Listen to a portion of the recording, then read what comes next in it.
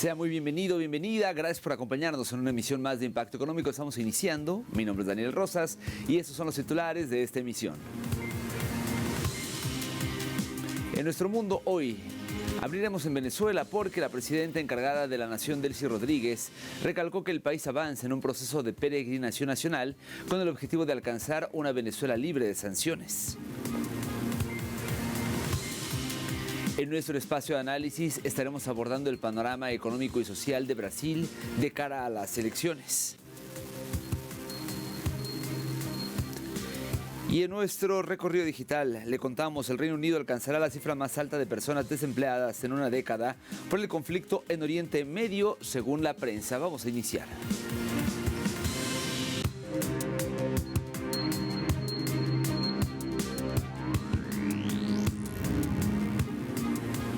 Como le adelantaba, hoy arrancamos en Venezuela porque la presidenta encargada, Delcy Rodríguez, recalcó que el país avanza en un proceso de peregrinación nacional, y eso con el objetivo de alcanzar a una Venezuela libre de sanciones. Durante la entrega de las instalaciones de la unidad educativa Dr. José de Jesús Arrocha, tras su rehabilitación integral, la mandataria encargada resaltó la participación ciudadana en la gran peregrinación en contra de las sanciones, señalando que este es un momento de reencuentro y diálogo nacional. En este sentido, Rodríguez aseguró que la movilización ha trascendido lo político para convertirse en una expresión cultural y espiritual. A su vez, la mandataria señaló que los recursos recuperados serán destinados a escuelas, hospitales, instalaciones deportivas, electricidad, agua e infraestructura vital, así como a la producción estratégica que genere ingresos para el país y beneficios para las y los trabajadores.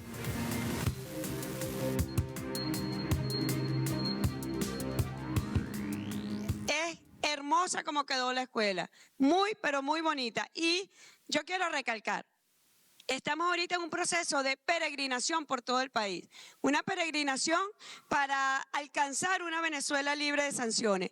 ¿Dónde van a ir los recursos? A las escuelas, a los hospitales, a las instalaciones deportivas, a los servicios de infraestructura vital como electricidad, agua, a la producción estratégica que permita tener ingresos para el país y esos ingresos se traduzcan en ingresos para los trabajadores. Es la felicidad social de nuestro pueblo. Por eso yo no voy a descansar hasta que cada venezolano, cada venezolana se sume a la peregrinación.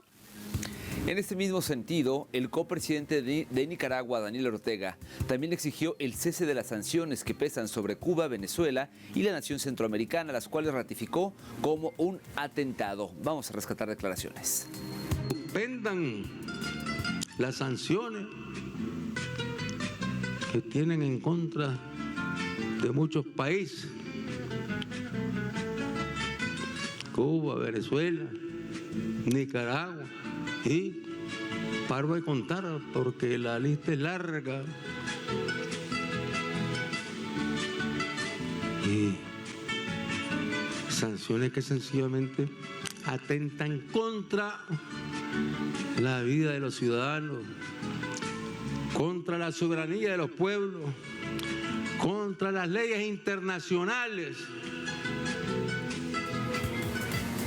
Viajamos ahora a Chile y es que para fomentar el empleo, las personas mayores, jubiladas o no, podrán optar por trabajos con menos sueldo del mínimo legal. El neoliberalismo se agudiza en ese país. Veamos la siguiente nota que preparó nuestra compañera Paola Dragnik. La histórica alza de combustibles en Chile ya se nota en los precios de los alimentos. La gente es más prudente para comprar y ahí recorriendo los puestos está él. Bordea los 90 años y canta para sobrevivir. A pocos metros, Idia, de 89, abre la puerta de su casa para vender lo que puede y juntar dinero. Está enojada. Nos abandonaron, dice, después de tanto hacer por Chile. Garantías para los adultos mayores es mala, porque los adultos mayores formaron este país. Eso que nosotros hicimos no se ha valorizado. En Chile no existe el sistema de reparto. Cada uno se rasca con sus propias uñas. Por eso, el entonces proyecto de ley de protección integral de personas mayores buscaba resguardar su dignidad en distintos ámbitos, pero en lo laboral había un riesgo. ¿Perder derechos para fomentar el empleo? Es muy complejo y difícil pensar en que un gobierno fomente que los adultos mayores sigan trabajando, especialmente porque en Chile ya observamos que más del 30% en la actualidad de los adultos mayores siguen trabajando, muchas veces bajo lógicas de informalidad. Gabriel Boric había impuesto un veto a ese apartado, pero José Antonio Kast, a poco asumir como presidente, lo retiró. Hoy, las personas mayores que necesiten trabajar lo harán sin mucha protección. Preocupa profundamente todo lo que es este pack de medidas en general del gobierno de Kast, principalmente porque está en función de la explotación más absoluta del trabajo para la ganancia y para la acumulación en pocos bolsillos. Y creemos que flexibilizar el trabajo en la adultez mayor va en una línea no de que los adultos mayores se sientan empoderados, no de que los adultos mayores sientan que siguen siendo útiles, sino que va en una línea de profundizar más la explotación y así también correr este mínimo civilizatorio, ¿no? Este mínimo que tenemos como sociedad de decir, hay una edad en que todos y todas necesitamos descansar. Un ideal que si parecía difícil de cumplir, ahora se ve imposible. Los empresarios que contraten personas ya jubiladas no están obligadas a pagar su seguro social. Los contratos serán a discreción del empleador y el sueldo menos que el mínimo. Y eso lo encuentro pero indigno para nosotros, porque vamos a hacer el mismo trabajo de una persona que gana el mínimo y nosotros vamos a ganar menos. ¿Por qué? Eso no tiene ningún sentido. No facilita que estas personas mayores encontremos trabajo, sino que abre paso a su sobreexplotación. Valida la discriminación por edad y permite la precarización laboral. El edadismo juega un doble rol. Los empresarios podrán ahorrar empleando a personas mayores que ya bordean un 34% en la línea de la pobreza, quitando los bonos del Estado, que como dice Ana, también son escasos. Por ser en la municipalidad donde voy yo, me dicen gas o algo para comer. Entonces las dos cosas se necesitan, pues. Yo no tengo. Entonces, parece ser un absurdo que finalmente nuestro mercado del trabajo esté basado en la explotación de personas que ya vienen cansadas y no se esté modificando para poder atraer y absorber fuerza de trabajo de personas que también necesitan generar ingresos autónomos como son los jóvenes. De los cuales casi el 40% está sin trabajo. Claro, son más caros para los empleadores. ¿Qué duda cabe? Paula Dragnik, Telesur, Chile. Seguimos en el Cono Sur, pues el gobierno de Argentina estableció un reintegro de 9.593 pesos por cada garrafa de gas licuado de petróleo de 10 kilos para los usuarios inscritos en el nuevo registro oficial. Este beneficio, oficializado mediante la disposición 1/2026, se acreditará en cuentas bancarias virtuales bajo un esquema de subsidios focalizados.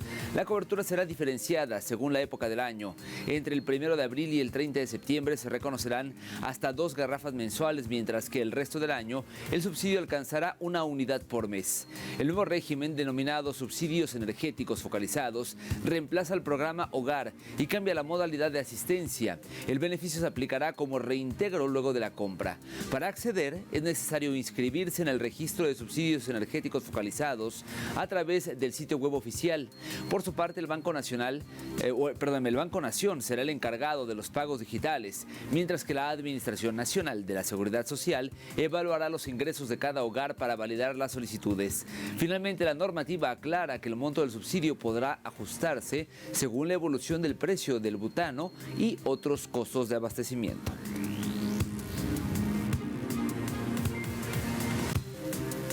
Pasamos ahora a China porque la edición número 139 de la Feria de Cantón celebrada en Guangzhou evidencia un giro estratégico del modelo productivo chino hacia la fabricación ecológica y de bajo carbono, consolidando al país como un actor clave en la transición energética global. Aquí la historia.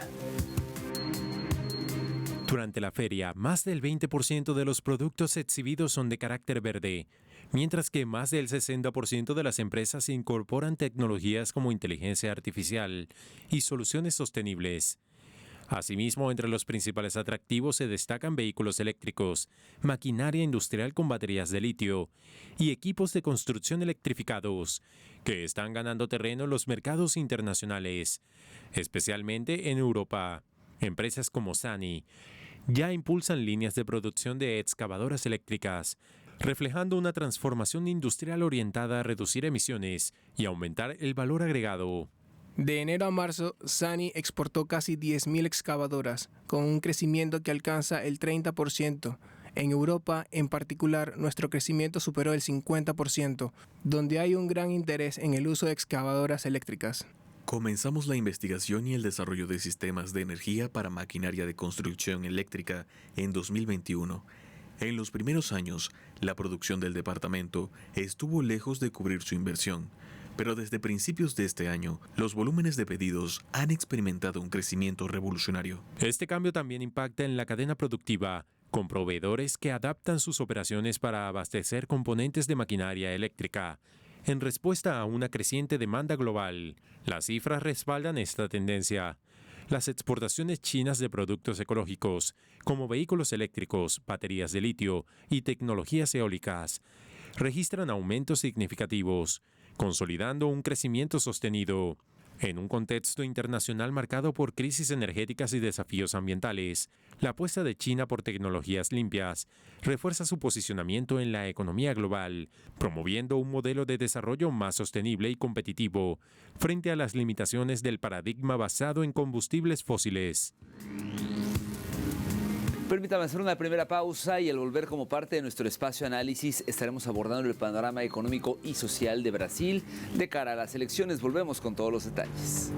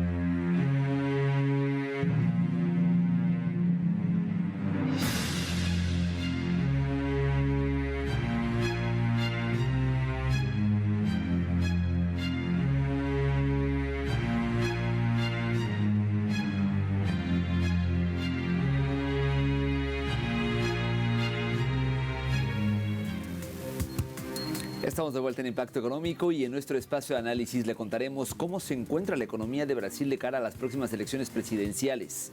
Con aumento del salario masivo, récord de exportaciones, crecimiento de la capacidad productiva, inflación controlada, revisemos el siguiente material. El presidente de Brasil, Luis Inácio Lula da Silva, destacó recientemente la buena marcha económica del país, con un crecimiento superior al 3% del PIB de media en los últimos 3 años, pese al contexto marcado por múltiples crisis. Durante la inauguración de las 42 jornadas económicas germano-brasileñas, que se celebran en paralelo a la Feria Industrial de Hannover, cuya edición de este año cuenta con Brasil como invitado, Lula enumeró retos globales como el cambio climático o la fragmentación de la economía. El mandatario indicó que su país vive un momento económico muy favorable, registrando este mes de abril el mayor récord histórico de la Bolsa de Valores. Lula aludió también a la movilización del equivalente a 350.000 millones de dólares, 297.500 millones de euros, a través del Programa de Aceleración de Crecimiento, PAC, y a la aprobación en el Congreso Nacional de la reforma tributaria. Al mismo tiempo, el mandatario destacó la importancia para Brasil del agronegocio, el cual alcanzó un récord histórico de exportación del equivalente de 169.000 millones de dólares, 146.300 millones de euros. se trata del primer resultado. Bueno, pese a que la economía de Brasil ha mantenido un sólido crecimiento, no está exenta, por supuesto, de las repercusiones por el conflicto en Asia Occidental. Es por ello que el presidente Luis Ignacio Lula da Silva pues ha tomado medidas para proteger a los ciudadanos del aumento de los precios del combustible. En este sentido, el ministro de Hacienda, Darío Durán, informó que un nuevo decreto concederá un subsidio de 80 centavos de real, es decir, unos 16 centavos de dólar, por cada litro de diésel refinado en territorio brasileño. El objetivo es que los productores trasladen ese descuento directamente al consumidor final. Para el diésel importado, el Ejecutivo logró un acuerdo con 25 de los 27 estados del país. Los gobiernos regionales eximirán de impuestos este combustible, permitiendo un subsidio de 1,20 reales, es decir, 23 centavos de dólar por cada litro importado. Destacamos que al implementar estos subsidios, el gobierno de Luis Ignacio Lula da Silva no solo busca contener un indicador técnico como la inflación, sino ejercer una política de soberanía económica.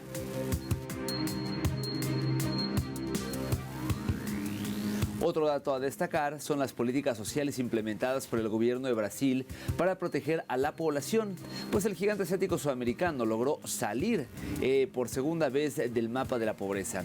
Según datos oficiales de la Organización de las Naciones Unidas para la Alimentación y la Agricultura, la FAO, a finales de 2023 aproximadamente 24 millones de personas fueron retiradas de la situación de inseguridad alimentaria grave en el país, lo que representa una reducción del 85% en la inseguridad alimentaria grave en solo 2 años. Brasil ha reducido la inseguridad alimentaria grave al menos en 2,5% de la población, un hito que se adelanta a los objetivos marcados por el propio gobierno brasileño. Este logro fue alcanzado debido a la retoma de políticas públicas como el programa Bolsa Familia, el programa de adquisición de alimentos, el incentivo a la agricultura familiar y el fortalecimiento de la red de asistencia social.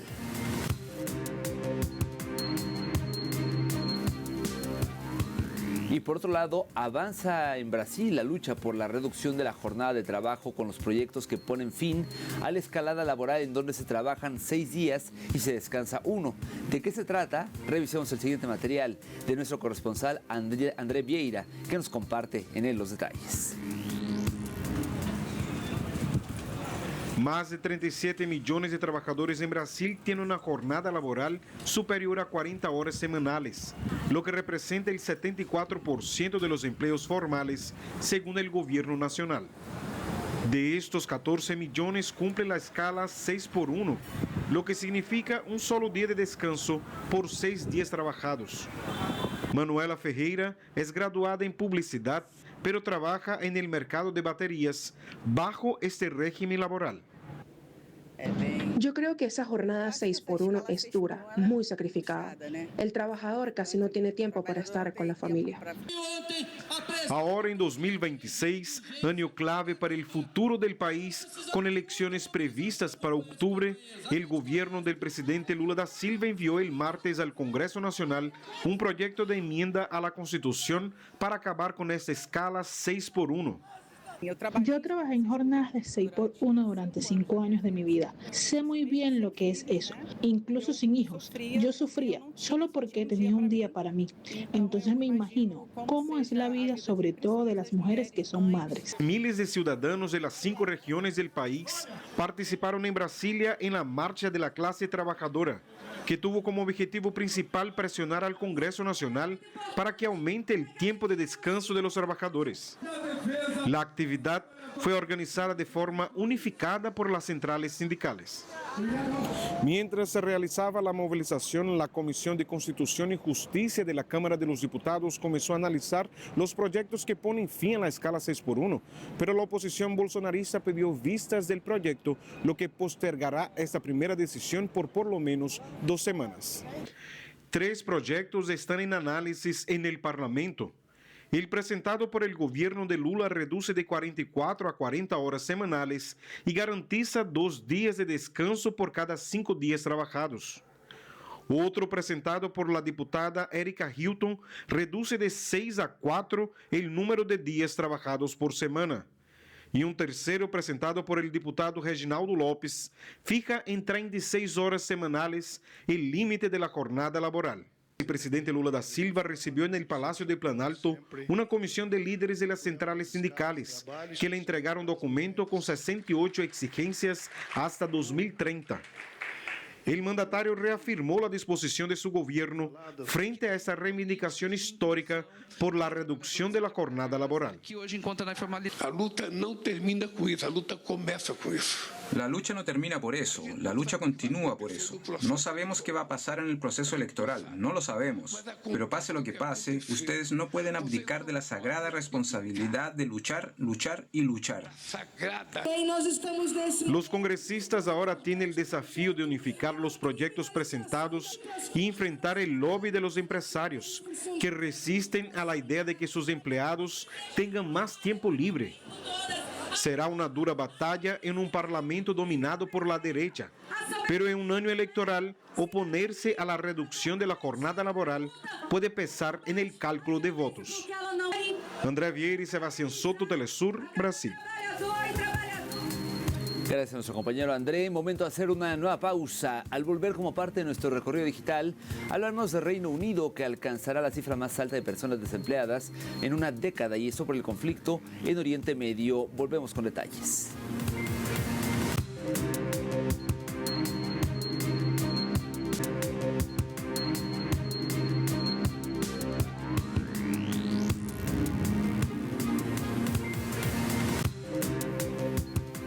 De vuelta con usted en Impacto Económico, y es momento de iniciar nuestro recorrido digital. Hoy arrancamos con Sputnik, portal que nos ofrece el siguiente titular: el Reino Unido alcanzará la cifra más alta de personas desempleadas en una década por el conflicto en Asia Occidental, según la prensa.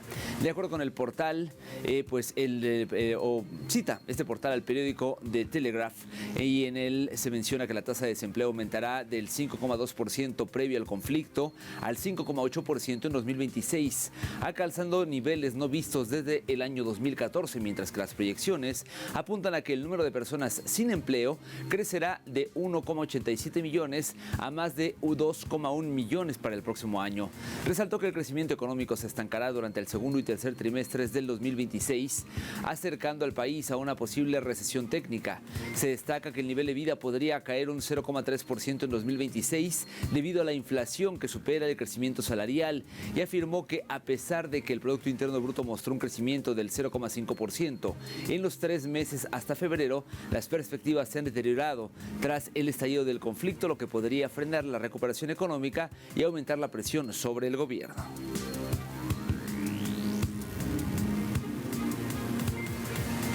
Continuamos con RTV, que nos informa lo siguiente: las bolsas europeas abren al alza y se mantienen en alerta por la incertidumbre de las negociaciones en Irán. El IBEX 35 se encuentra alrededor de los 18.300 puntos, un 0,31% más respecto al cierre, mientras que el barril del Brent cotiza por el momento sin sobresaltos y ronda los $95. En el continente europeo, París es la excepción y se encuentra en rojo, pero el resto de selectivos europeos cotizan al alza. Asimismo, la bolsa de Milán es la que más sube, seguida de Frankfurt, Londres y el Eurostoxx 50, índice con las empresas europeas de mayor capitalización, que salta un 0,23%. Estos incrementos podrían cambiar pronto ante la pronta finalización de la tregua de 2 semanas pactada entre Estados Unidos e Irán, quedando como interrogantes si se restablecerán las negociaciones en Islamabad para que la tregua se extienda o continuará el conflicto.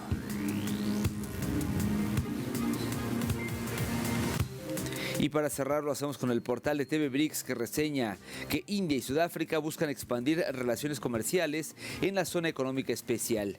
La expansión de esta zona económica especial de Dub Tradeport en Sudáfrica ha abierto importantes oportunidades para la inversión india, en un momento en el que Nueva Delhi busca profundizar su presencia en uno de los centros económicos estratégicos de Sudáfrica. Como la única zona económica especial del país que integra un aeropuerto internacional con un modelo logístico ideal para industrias manufactureras y orientadas a la exportación, respaldado por incentivos como una tasa reducida del 15% en el impuesto de sociedades, zonas aduaneras controladas y el suelo industrial totalmente equipado.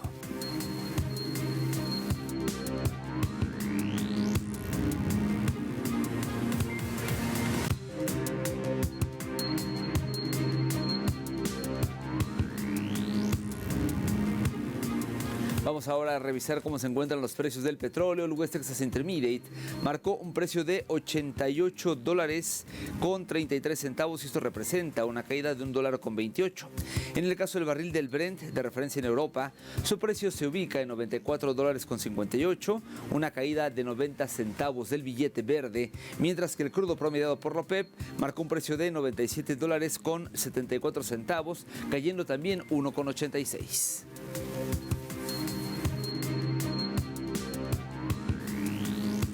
Llegamos así al final, gracias por su compañía, le invito a que siga pendiente de la señal de Telesur, nos vemos pronto.